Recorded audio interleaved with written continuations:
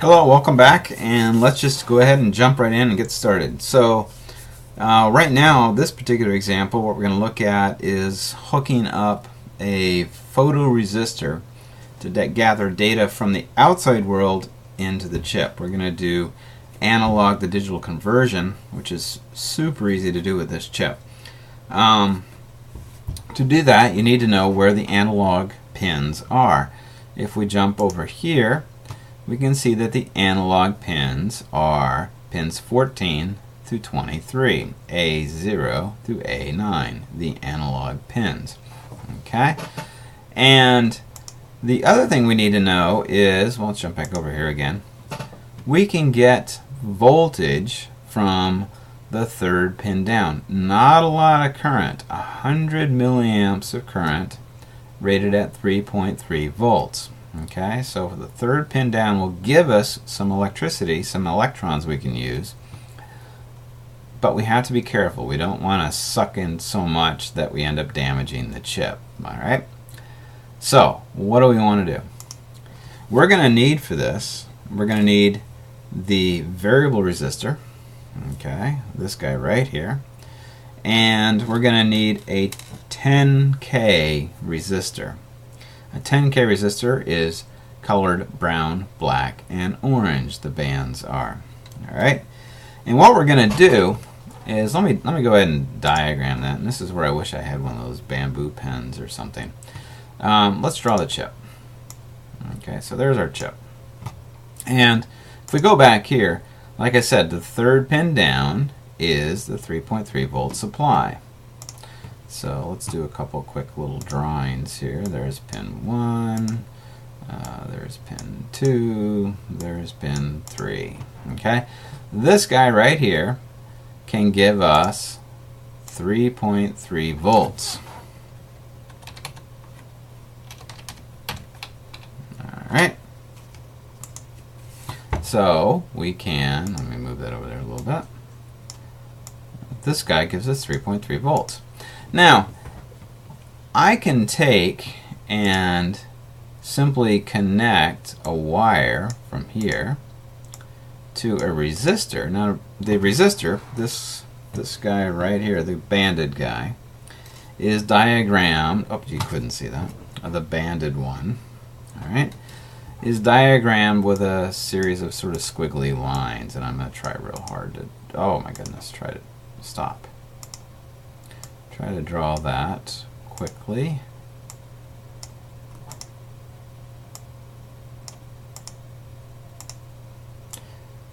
And if I plug this into absolutely any of the analog pins, alright, you can imagine that the electrons are going to flow out of the 3.3 volt supply. They're going to go through our crudely drawn resistor and go into this pin. Oftentimes, electron flow is drawn to the analogy of water, right? If you have a garden hose, this would be your thumb at the end of the garden hose. I can squeeze it down, and I can change the characteristic the way the water comes out of the hose. I can make it spray. I can increase the back pressure and have the forward pressure change, and it sprays out. A resistor works the same way. So in this particular case, if this is, for example, I think actually when I built it, it ended up being A6. Okay, and let me move that over. It doesn't have to be A6. Whatever works out for you is perfectly fine. So if the electrons come out of here, they go through the resistor and go to A6. Essentially, this pin is going to be high. It's going to be getting 3.3 volts through a resistor driving this pin. Okay, let's jump back over here. It's going to be 3.3 volts coming out, going into a resistor, and into the pin over here, 20, labeled A6. Again, it could be any one of these pins. All right. So what would happen if we took another wire and hooked it here, and I put another resistor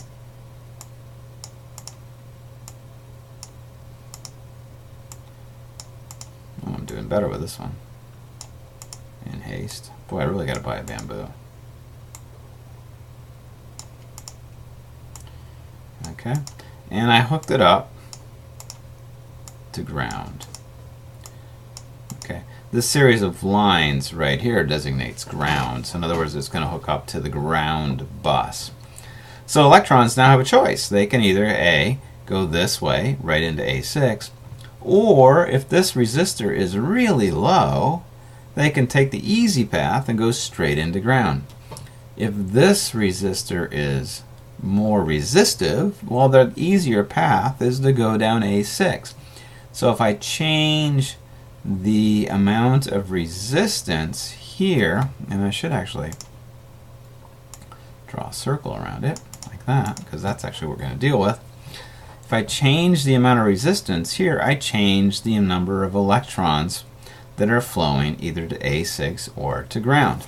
And if you look at your little variable resistor, you can actually see the squiggly line in there that corresponds to this squiggly line. And the intensity of the light striking this is going to change the resistance, and it's going to change the number of electrons that go this direction or this direction. Okay? So, let's build it real quick. Okay? I think I said that the third pin, 1, 2, 3, is the one that supplies this power. I'm going to take this 10K resistor, which you can probably can't really see the colors. Let me get it over here. Brown, black, orange. And I'm going to stick it in. Oh, it doesn't even matter. Stick it right there. Okay? And now I'm going to take this variable resistor. So, let me jump back to this. This resistor right now hooked up is essentially this. I've now put a resistor. It's going straight to a pin. Okay? Now, let's take this variable resistor, tie it into the same column and into ground. So it hooks up into the same column and then into ground. Okay? And now I have essentially built this. Okay? So, that being said, let's confirm it. Let's jump back to this diagram here. This is a 0, 1, 2, 3, 4, 5, 6. Okay? 0, 1, 2, 3, 4, 5, 6. I am hooked up to A6. Let's do some code. New. Alright. Code, let's see, what do I want to call it? We'll call this the first variable by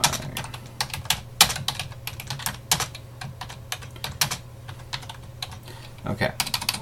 What do we need? Well, we need to have that setup routine. Oops, look at me. Setup.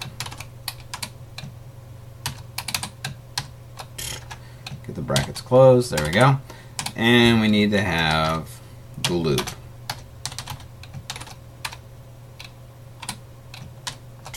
My goodness gracious. Okay.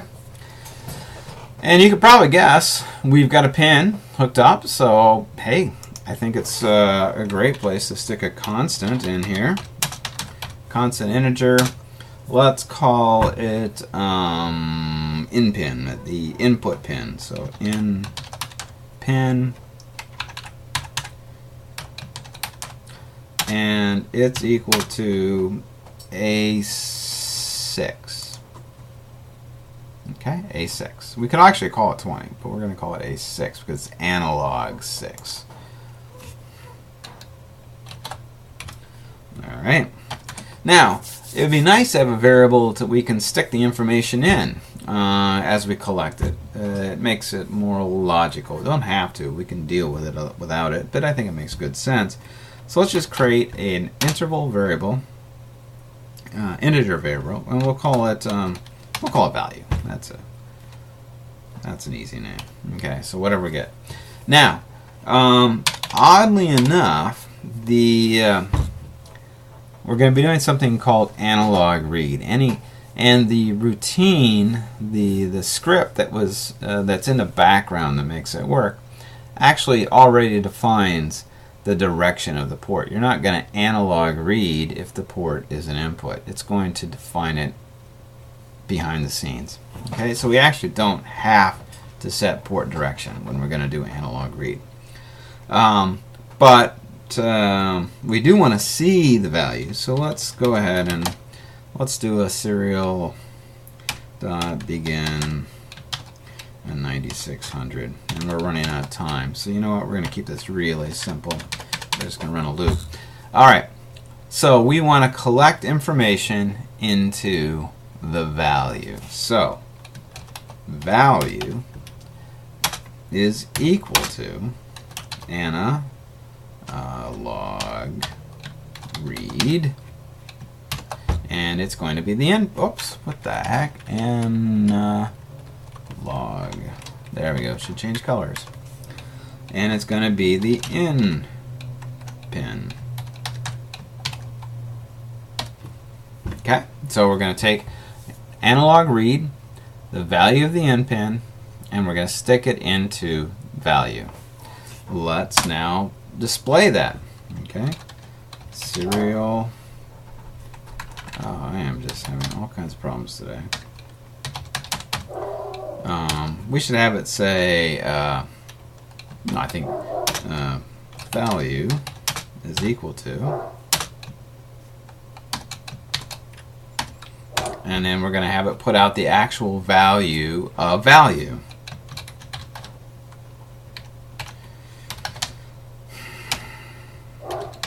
We'll do that on a new line.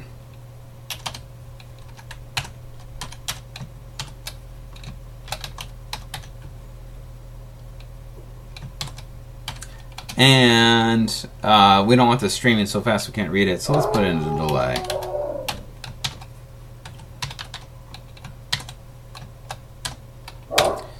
Okay. I think this should work. Let's try it out. My dog is going crazy today, and I'm sorry about that.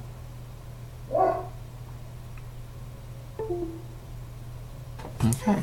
Control Shift M. We didn't put any value because 1, 1, 1, 1.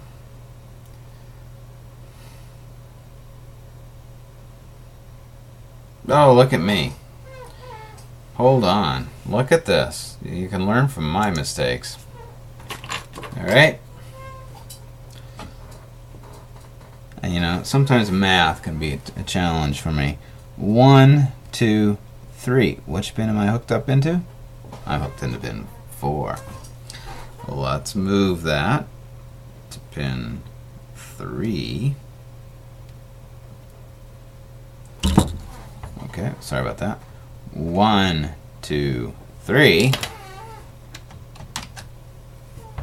And voila, boy, it just makes all the difference in the world having hooked up to the right pin.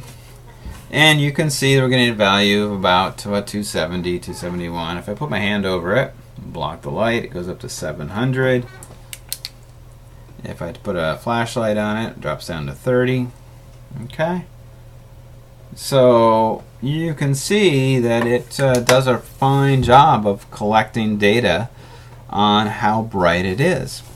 So the next step is going to be to use that information to do something useful. Ultimately, when we get building our robot, you can see that that'll easily be able to tell the difference between a black line and a white line, so we can find the boundaries of an arena, so we can play soccer or sumo or line following races.